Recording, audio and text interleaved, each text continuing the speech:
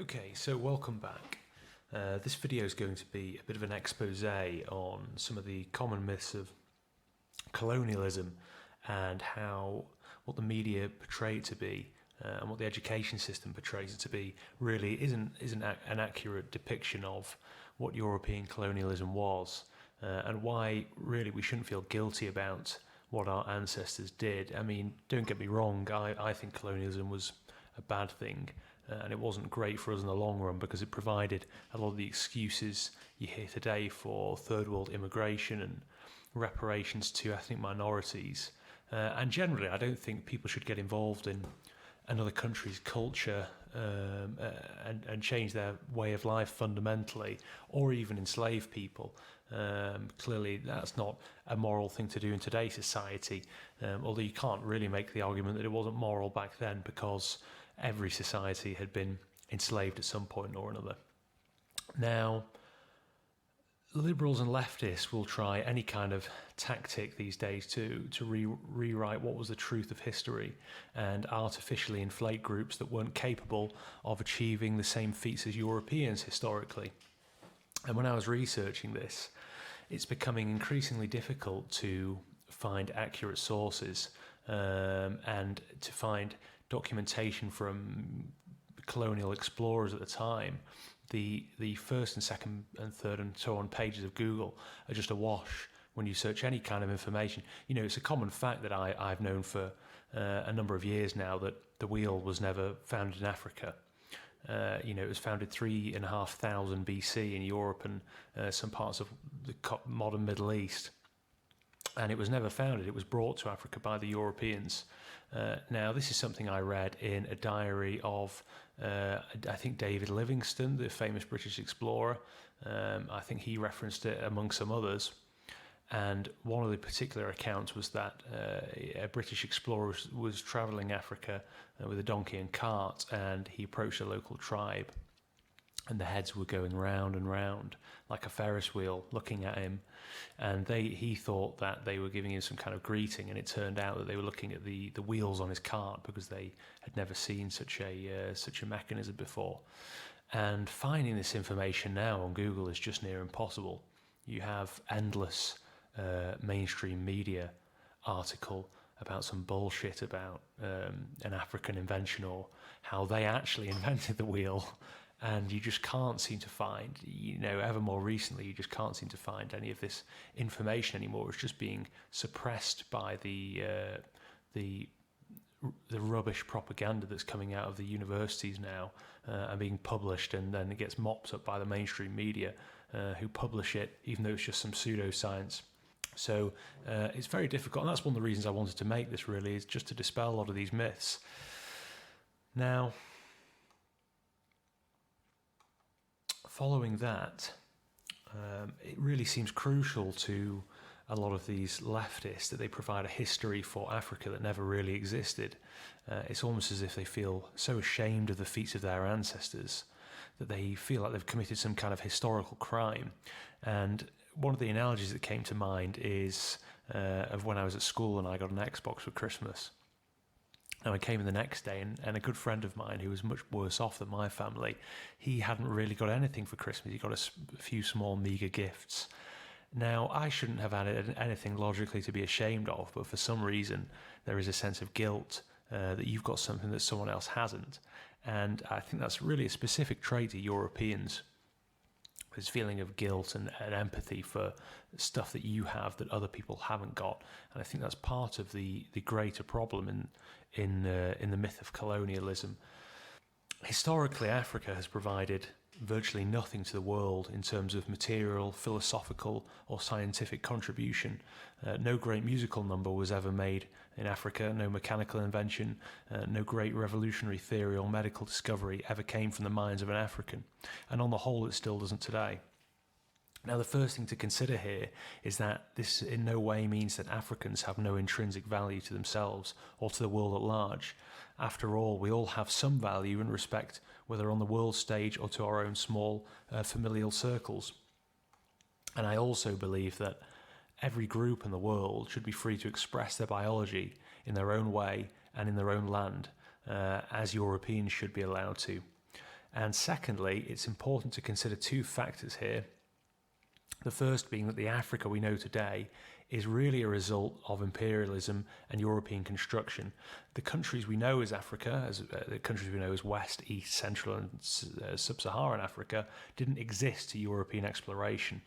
And effectively, it was just a landmass with a number of different nomadic tribes just roaming across it and expressing themselves in whatever way they would in kind of, big man and strong man societies where you'd have one chief and, a group of followers, and they would compete for resources against other tribes.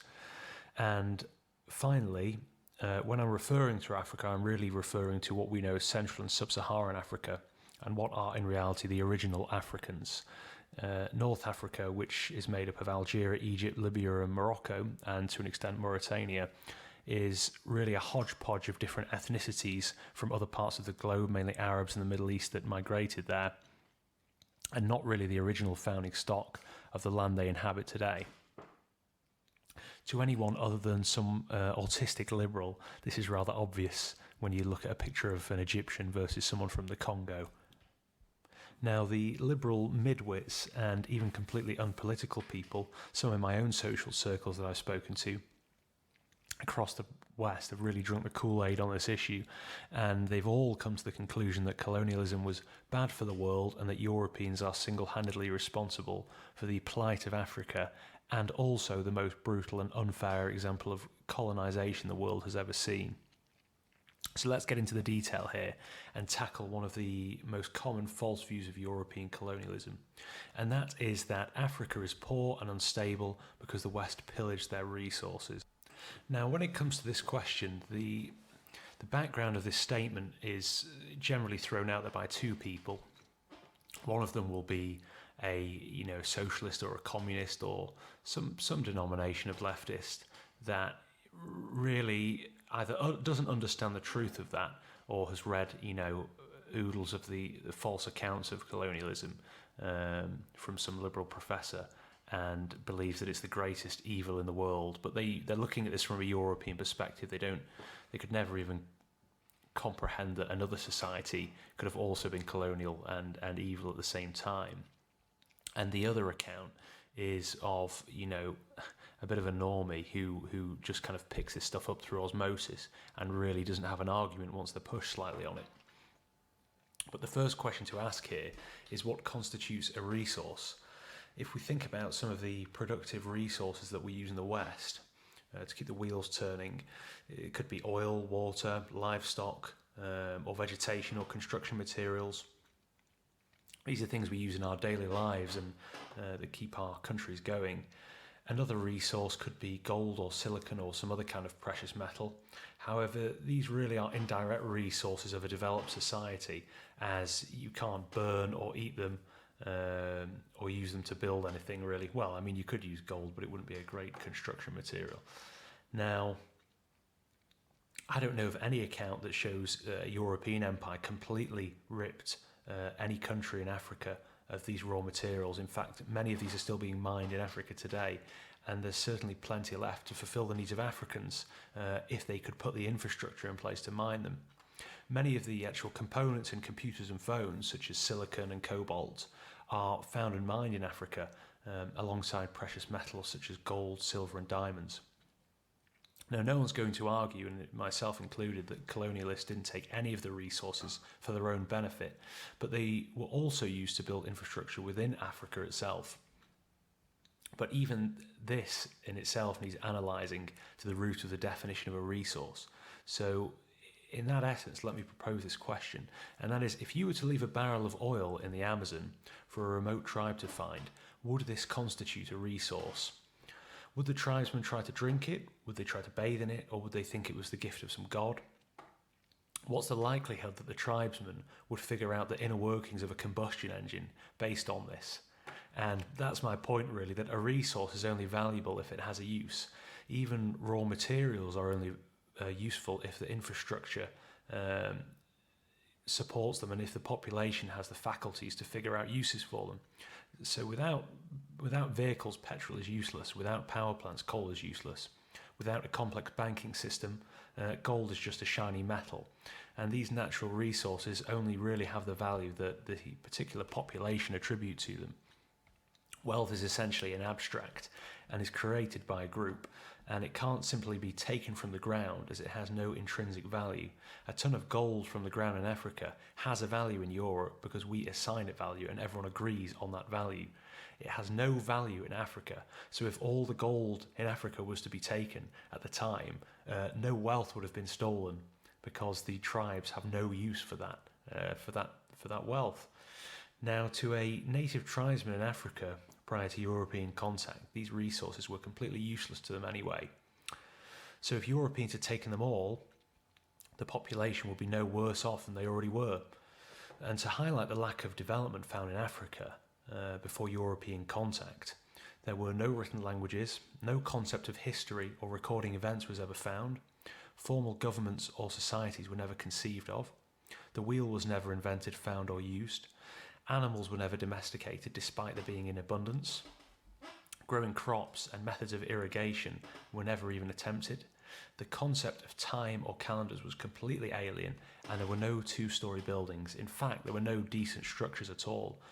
Even if you look at Nigeria today, there's documentation online highlighting the collapse of buildings, and the amount of buildings that have collapsed in the last 50 years is just unbelievable. They kill 10s, 20s, sometimes. In 1978, I think actually 60 people were killed from the collapse of 4 or 5 buildings. And they just can't seem to figure out how to build a structurally sound building, even to this day, with all the resources on the internet and all the engineers from across the world. I mean, in the UK, there's very few buildings that have actually collapsed in the last century or so. I mean, Ronan Point in London springs to mind, but that was due to some kind of gas explosion. Even today, the population require foreign businesses to mine the materials in their country, and China is the biggest miner of computer components in Africa, as the government can't even organise a supply chain to mine, process and sell these materials across the world. And without contact from the rest of the world, it's pretty likely that Africa today would look the same as it did 400 years ago. Now think about the value of these computer materials in the modern world. These resources had no use before the invention of modern computer chips, and certainly had no use in colonial times, even for Europeans. For another civilization to come across these resources today would be an absolute golden ticket. Imagine the amount of raw material that comes from the silicon and cobalt that goes into computers, TVs, electronics, gaming consoles, all of the iPhone, Android phones across the world. You know, if it was let's say it was a developing nation in Southeast Asia with a kind of, relatively average IQ somewhere in the 90, I mean, this would be a complete golden ticket to them. This would provide enough industry and wealth to create a country in itself. However, in Africa, this opportunity has gone completely to waste, and they rely on these external foreign nations to come and mine this and process them and give them handouts for a material that's essentially theirs. But I wonder what cope a liberal would come up with to excuse this away. Now, the pitiful societies we see in Africa today that are plagued by corruption, starvation, disease are pretty much propped up by handouts from the West, and are a result of attempt to form any kind of society from the colonial powers. Now, even when the blueprint to construct a functioning society is laid out in front of them, Africans are incapable of even replicating what has been done. They don't even need to figure it out at this point. They just need to copy it. And a key example here is that an invention generally gets made in the West, and the Chinese manufacturers will create a carbon copy of that and replicate it. And they seem to do that with societies, buildings, structures. You look at that fake Paris they made in China, they just completely replicated a city from France.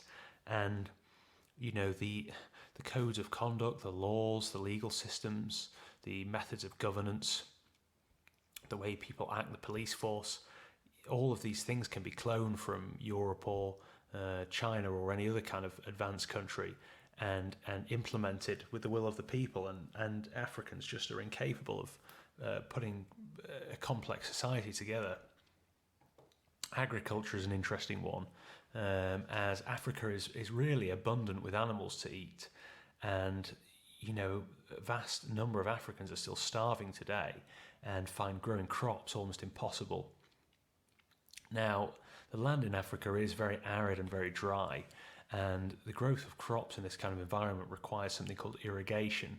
Now, irrigation is using water from either a lake or the sea, or even pulling it from deep underground, in kind of a well system, and getting it into the ground so it dampens the ground and creates a hospitable environment for crops. And even the ancient Egyptians managed to find ways of irrigating similar land by using hand-dug channels from the rivers to flood the ground and grow crops in. And that was, thousands of years ago. And on the contrary, Europeans didn't require irrigation for the most part, because the land in Europe is fertile and it rains a lot. However, when Europeans settled, the Boers settled in South Africa, very quickly they managed to figure out complex systems of irrigation, pumping water out of the very dry ground underneath and growing masses of crops to feed the population. And this didn't take them very long at all. And this is something that the natives could never even comprehend for thousands of years. In modern day Africa, many farmers of European origin are actually castigated and smited by the hostile government. South Africa springs to mind, and a politician called Julius Malema regularly calls for violence against the white farmers there.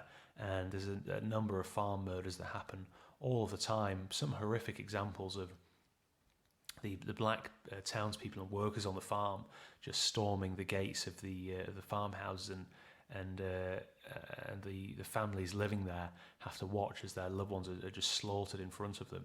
And and the government just isn't calling anything out. The police don't do anything, and this is an ongoing situation. I actually know of a lot of people that have moved to England from South Africa recently, and I've spoken to a number of them that I happen to come across just in my daily life. And they never say it's because of the violence over there. They always say, oh, we just wanted a better life, or, oh, the universities are much better here in England. And it's funny that they're all white, and they all live in the same kind of area over there. And I know why they've moved over here, really. It's maybe they haven't even accepted it themselves, but they are scared for their own, for their and their children's security over in South Africa. It's common for people to have massive defence systems on the house, gates and alarms and shutters on the windows and panic rooms. And that's just not something we see in the UK yet. I'm sure that's obviously to come in the future. As reparations over there, land is actually confiscated and given to black Africans. However, even today, with all the resources, they can't even farm the land. And in places like Zimbabwe, it's beginning to cause a bit of a starvation. And some of the population previously have been offered either money or the land. The black population have been either offered a sum of money as reparation or the land of the white farmer, and generally they choose the money because they have no interest really in farming, and that just kind of shows you that it's all rubbish, really. Now, all the aforementioned points also fail to address the positives of colonialism. With exploration came technology that the natives would never have and had never probably dreamed of, and that includes rail networks and building structures, roads, farming, legal systems, vehicles, art, and governance, to name a few. The colonialists did not simply want to exploit the locals, but they also tried to build some form of civilization for them. After all, if they were simply out for themselves, then why would they not just slaughter any native that got in the way? Why even give up control of that area ever? There was no war to end colonialism. Europeans did it because they realised that perhaps they should not interfere in foreign lands, as European civilization has developed. Now, the inhabitants were left with all this infrastructure, and most of it still sits there today, rotting in many of the countries that no longer have a European population.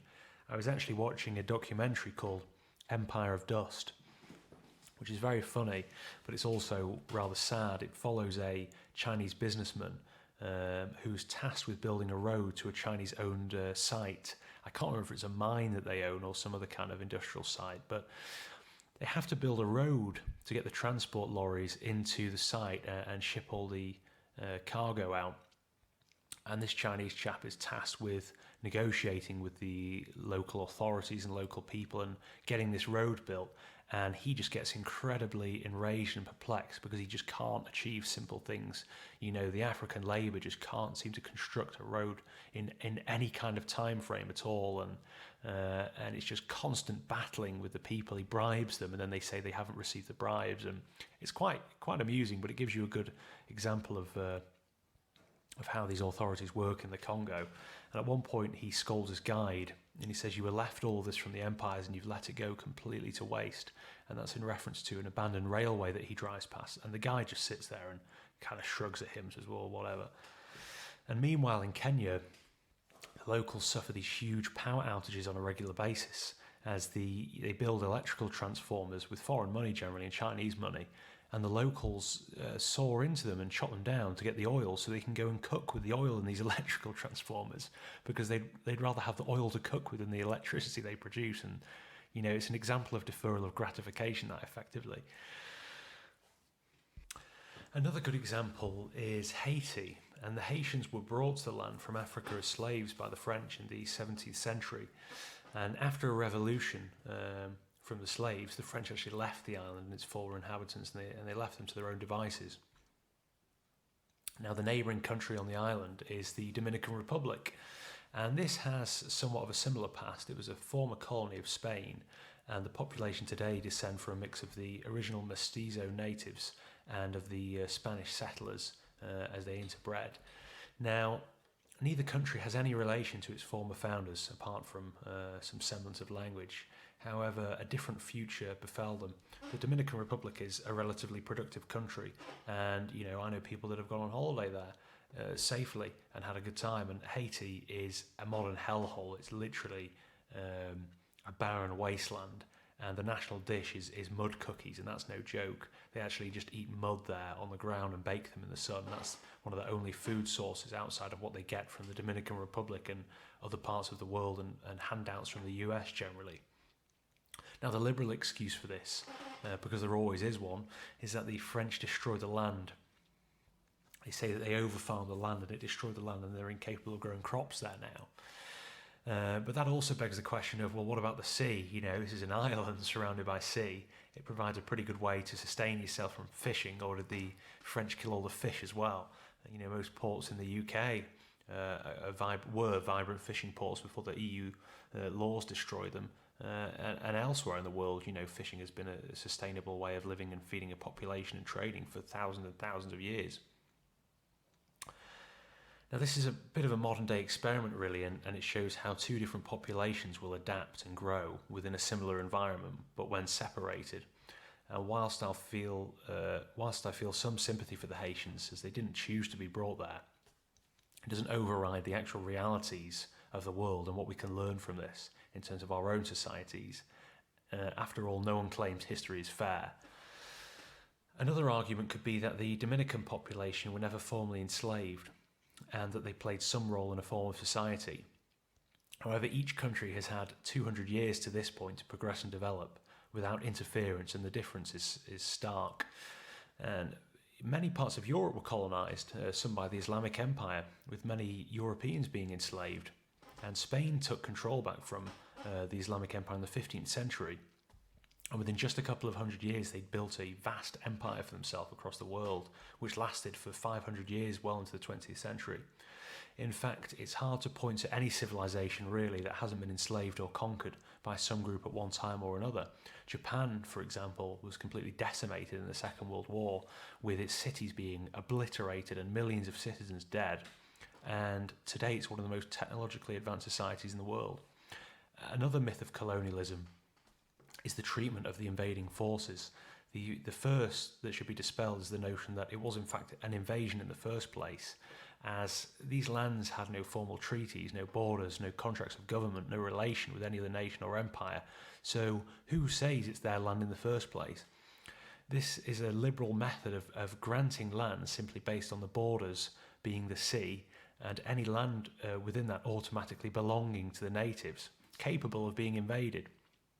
What really is there to invade? The natives have no border they claim for themselves, no defence structure, or even the capacity to create such things. They're simply nomads surviving on basal instincts.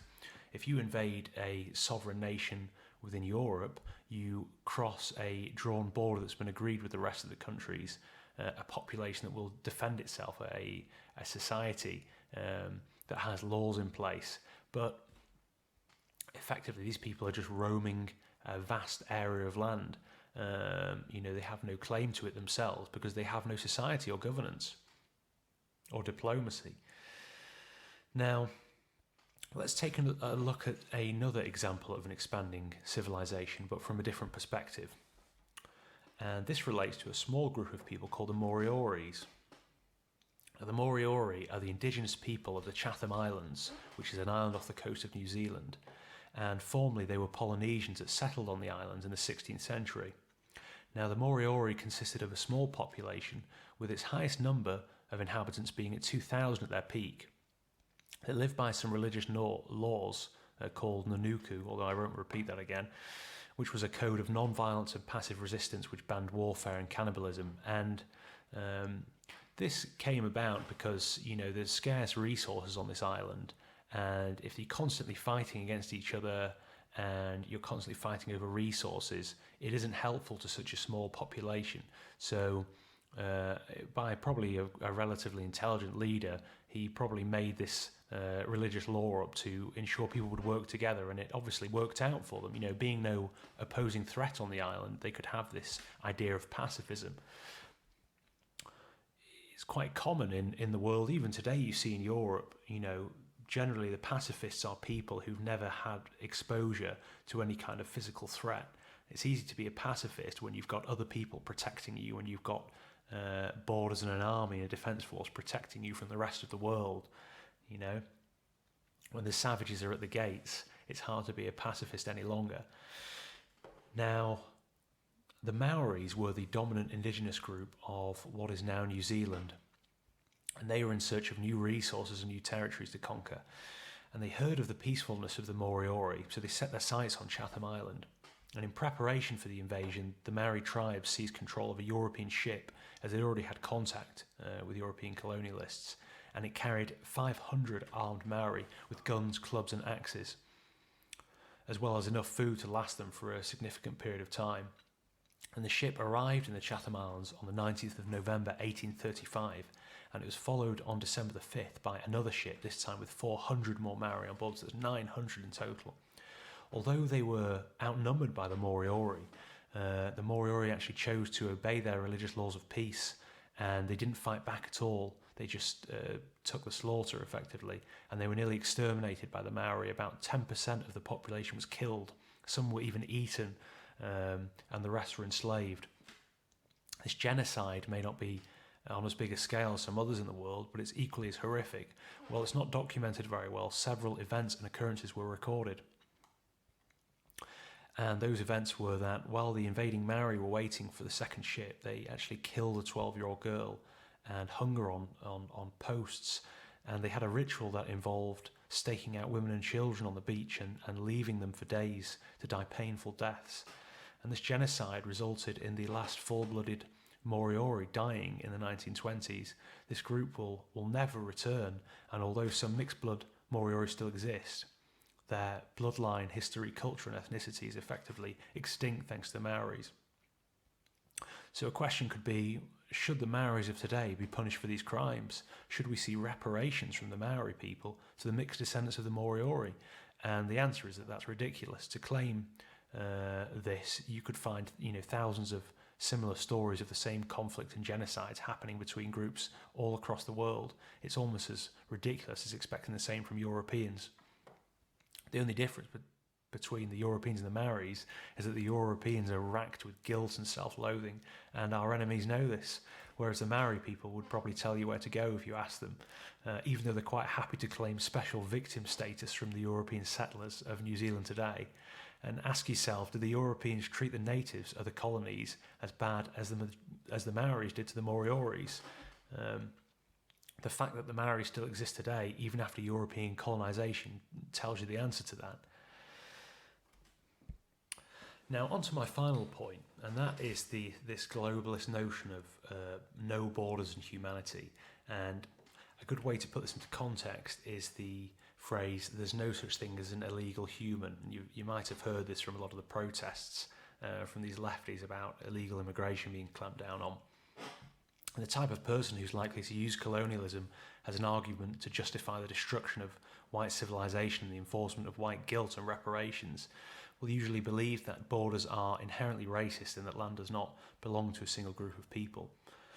And colonialism is generally used to justify why Africa is so backwards compared to Europe and other parts of the world, and it's used to explain away group differences in different racial groups.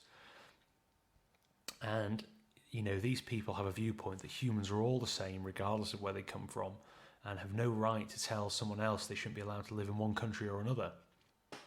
By the same logic, what's the difference between a settler from Europe moving into South Africa and a tribe from Central Africa moving into South Africa? If borders have no legitimacy and land has no legitimacy or bearing on who should live there, then both parties should be treated equally in that sense. So when the Bantu tribe, a large tribe in Central Africa, expanded into South Africa and wiped out the natives there, the Khoisan tribe, which were the original inhabitants, shouldn't this be treated with the same gravity as European colonisation? After all, there are no Khoisan people left in South Africa today, only whites descended from Europeans and blacks descended from mainly Bantus. To this degree, both are illegitimate landowners when you use this leftist determination of land and borders. The reality we see today is that the blacks of South Africa claim special privilege and victim status because of apartheid, but in reality this is just an expression of white guilt and guilting white people to claim money or special status or affirmative action from them. After all, no Bantu feels sorry for what their ancestors did to the Khoisan, and there's no Khoisan left to claim anything from them. From a European perspective, a recent poll I was reading read quite a worrying figure that 50% of Africans aged 18 to 25 want to leave Africa and head to Europe and the US. And given that there's almost 1 billion people, let me just check the population of Africa actually. Yes, given there's 1.2 billion people, that's from a study in 2016, so it's even more than that now, which isn't great news for us, is it really? So 50% of Africans aged 18 to 25 want to leave Africa and head to Europe, and so this kind of colonial guilt that we are forced into believing in our countries, it really needs to be dispelled pretty quickly. Given that our leaders have no issue with unlimited migration from the third world, we need to stake a claim for our past if we are going to secure an existence in our future, or a healthy existence as that. A final point to mention here is that, more in modern day, what I would call modern day intervention in Africa, is that really the big issue is the West funding Africa now. All these fundraisers, Live Aid, all these charities that prop up Africa. The birth rate is just exploding in Africa because the child mortality rate is so low now because of Western medicine and intervention. People in Africa used to have, it was common to have 20 children and kind of 80% of them would die, sadly, obviously. But it kept their birth rate in control. And now with modern medicine, they still have the same number of children, except they all live. And so the population is just absolutely exploding over there. When diseases happen like Ebola and other ones, they can't fight these diseases themselves. They rely on Médecins Sans Frontières and other Western organisations to come and get rid of these illnesses over there. And because of this, the population of Africa's set to just explode even more. And if we don't get a handle on this and realise that, hang on a minute, we have nothing to be sorry for, and actually we are allowed to keep our countries for ourselves, and we don't have to feel guilty about the state of Africa, and it's not our fault, and we don't have these people don't have a right to come here and claim something that we've built, that Europeans have built for the descendants, then we're completely screwed basically if we don't come to terms with this. So I hope you found this an interesting video, and I hope it's changed a lot of people's minds who might have thought the old liberal claptrap about European colonisation. And yeah, if you've enjoyed it, share it. If you haven't enjoyed it, give me a dislike and a comment. And please subscribe to my channel for more. And I'll see you soon. Cheers.